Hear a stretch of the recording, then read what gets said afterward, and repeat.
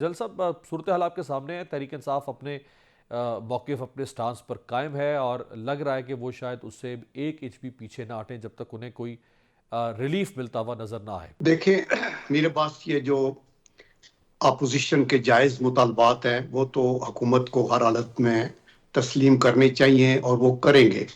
آپ نے پرامن مظاہروں کی اجازت ہے، لیکن وہ پرامن اگر رہیں اور اگر وہ تھریٹ بھی کریں لوکل پیس کو یا لوگوں کی جان و مال کو جس سے خطرے کا اندیشہ ہو، تو ایسی صورت میں حکومت خاموش تماشائی بالکل نہیں بن سکتی.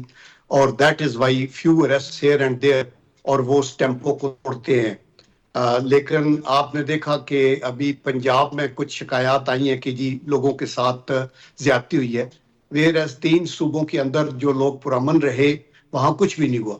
پنجاب کے اندر بھی جو شور شرابہ کر کے اور جس طرح رستے کو روکنے کی بات اور آگے جانے کی بات ہے، تو اس کے لیے وہ کیا گیا اور فوری طور پہ جو لوگ اریسٹ ہوئے ان کو رہا بھی کر دیا گیا. ان کو بھی یہ سمجھنا چاہیے کہ ابھی حکومت کو ہٹانے کا صرف ایک طریقہ ہے اور وہ کانسٹیٹیوشنل طریقہ ہے، نو کانفیڈنس کا. اس بالکل کے لیے جس کا یہ آپ کو خود شکار ہوئے تھے. جس کا یہ خود بھی شکار ہوئے تھے. اس کی وجہ یہ تھی کہ اگر آپ کے الائی چھوڑ جائیں تو آپ کو پھر حکومت چھوڑنی پڑتی ہے، اور وہ بالکل جائز ہے. ابھی ہماری میجارٹی تو ہے نہیں مسلم لیگ نون کی، کولیشن گورنمنٹ ہے، اور آپ اگر کسی وقت بھی کنونس کر سکتے ہیں پیپل پارٹی کو، اور آپ کی اپنی ایگو جو ہے وہ اس کو آپ کنٹرول میں رکھ کے تو ایگری ہو سکتے ہیں باقی اپوزیشن کے ساتھ بیٹھ کے حکومت بنانے کو. تو بسم اللہ، کسی کو کوئی اعتراض نہیں ہوگا. وہ تو جو بھی کر رہے ہیں وہ ان کے الٹا پڑ رہا ہے. وہ الیکشن لڑتے ہیں تو اس میں جو کچھ الیکشن سے پہلے ہوا پکڑ دکڑ وہ بھی آپ کے سامنے ہے. اب اگر وہ پروٹیسٹ کر رہے ہیں تو اس میں یعنی وائلنٹ پروٹیسٹ تو آؤٹ آف کویسچن، اس کی تو کوئی گنجائش ریاست دے ہی نہیں سکتی ہے.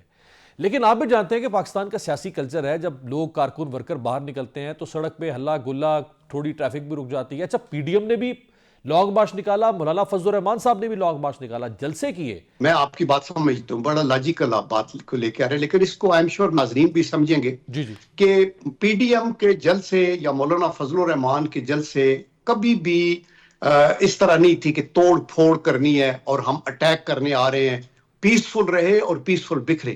لیکن ان کے جلسوں کے اوپر حکومت کے اوپر یہی الزام آیا تھا اس وقت کہ جی یہ تو جلوس نکال کے لے گئے تھے اور ان کو روکا نہیں گیا، تو یہ الٹیمیٹلی کور کمانڈر گھر کے اوپر حملہ آور ہوئے اور میاں والی بیس پہ چڑھ دوڑے، اور دیکھا پشاور کے اندر کتنی پرانی چیزوں کی انہوں نے ان کو تباہ و برباد کیا.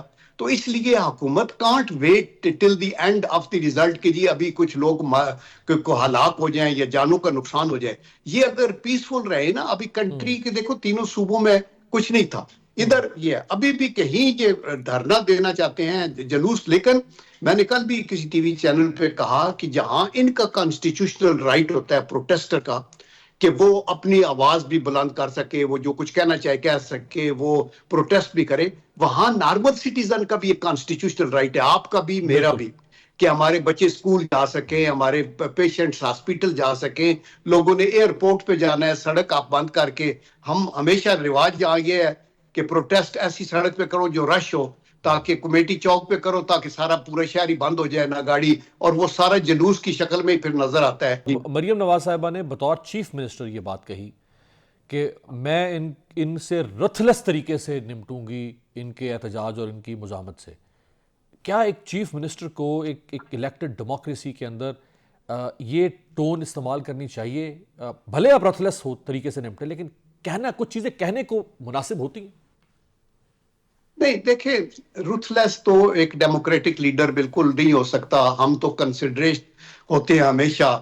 ہمارے ذہن میں یہ ہوتا ہے کہ کوئی لوگ اگر ہوسٹائل بھی ہوئے ہیں تو اس کو، اور خصوصاً حکومت کمزور ہوتی ہے، آپ کو پتہ ہے کہ آپ کو اکاموڈیٹو ہونا ہے.